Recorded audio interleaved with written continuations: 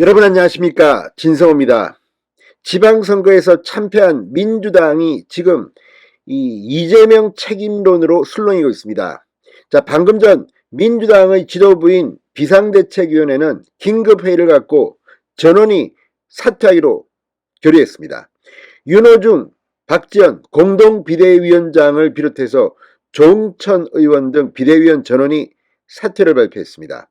자, 그리고 8월 전당대회 전까지는 임시 지도부가 급조될 전망입니다.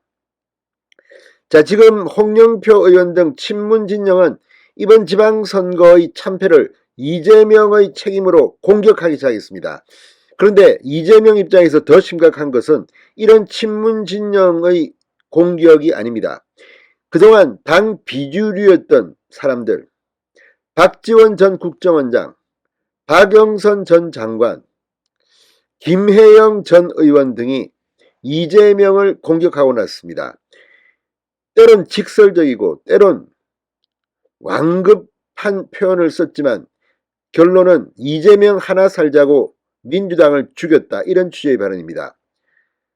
심지어 이석현 전 국회 부의장은 이재명을 겨냥해서 한 명만 살고 다 죽었다고 말했습니다. 자, 이재명 국회의원 배지를 달았습니다. 인천 계양을 지난 2020년 총선에서 송영길이 윤영선 후보에게 20%포인트가량 크게 이긴 곳에서 절반 정도의 차이로 승리했습니다. 자신의 지역구 선거에 매몰돼 이번 민주당 지방선거 총괄선대위원장을 맡고도 별로 지원 활동을 하지도 못했다는 비판도 받고 있습니다. 그 이재명을 향한 민주당 내의 비판이 지금 심상치 않습니다. 진성호의 융단 폭격 시작합니다.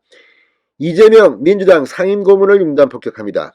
방송에 앞서 아직 진성호 방송에 구독자가 아니신 분은 붉은색 구독 버튼 눌러주십시오. 더 좋은 방송으로 보답하겠습니다. 어제 지방선거 출구조사 발표를 할 때 민주당의 개표 상황실 메인 좌석에는 4명이 앉았습니다. 박지원 공동비대위원장, 그리고 윤호중 공동비대위원장, 박홍근 원내대표, 그리고 또 한 명은 이재명 상임고문이었습니다. 지방선거 총괄 상임선대위원장 자격으로 앉았습니다. 4명 중에 1명, 지방선거의 지휘자로 앉았습니다. 그런데 지방선거는 참패했고 이재명은 11분 만에 자리를 떠났습니다. 그럼에도 본인은 당선됐습니다. 속으로는 기분 좋을 겁니다. 김혜영 전 의원, 이 미스터 쓴소리로 알려진 김혜영 전 의원 어제 SBS 개표방송에 나와서 이재명 후보를 원색적으로 비판했습니다.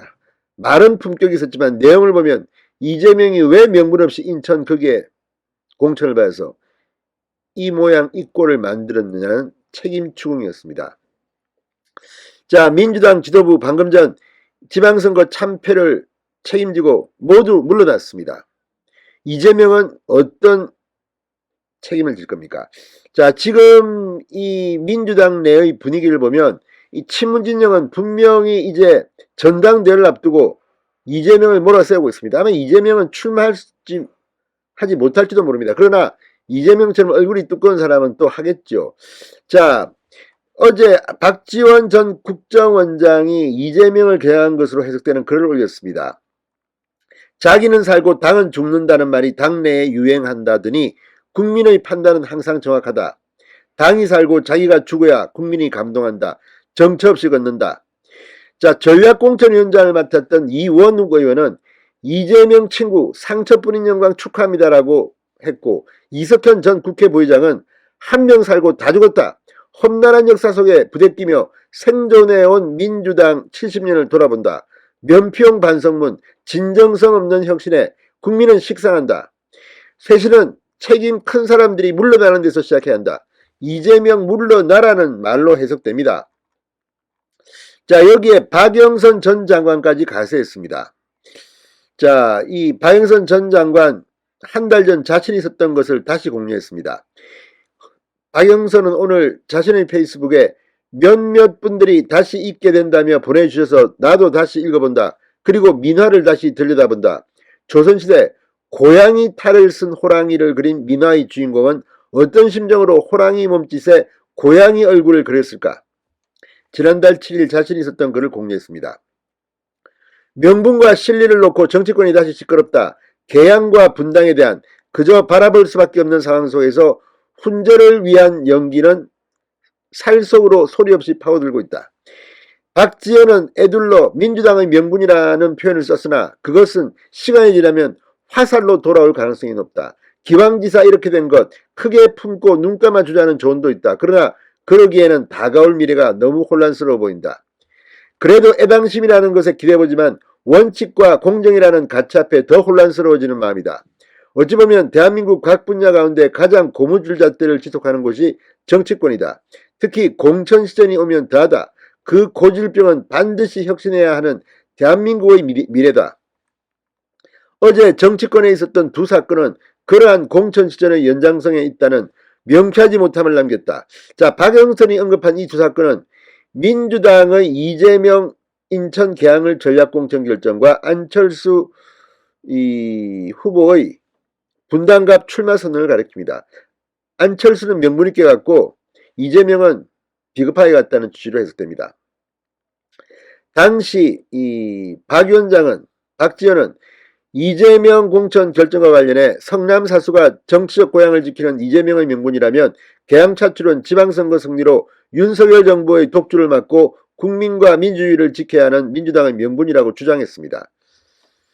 그러나 이 박지원의 말은 실패라는 것으로 판명됐습니다. 자, 박영선 전 장관은 문득 민화에서 보았던 고양이 탈을 쓴 호랑이 그림을 떠올리게 했다. 정치인들은 가면을 쓰고 사는 존재라고들 하지만 한편으로 가장 진심과 본질이 중요한 사람들이기도 하다. 고양이 탈을 쓴 호랑이보다 단원 김홍도의 기백이 넘치는 호랑이를 너무나 당연시했나 보다. 이 혼란의 시대에 김홍도의 호랑이를 닮은 이 시대 노무현은 찾기 힘든 모양이다. 이렇게 덧붙였습니다. 굉장히 점잖게 썼지만 이재명을 그냥 비판하는 글입니다. 자, 어쨌든 이 박영선의 예언은 이번에 그대로 맞아들어졌습니다. 나 혼자 살고 당은 죽었다.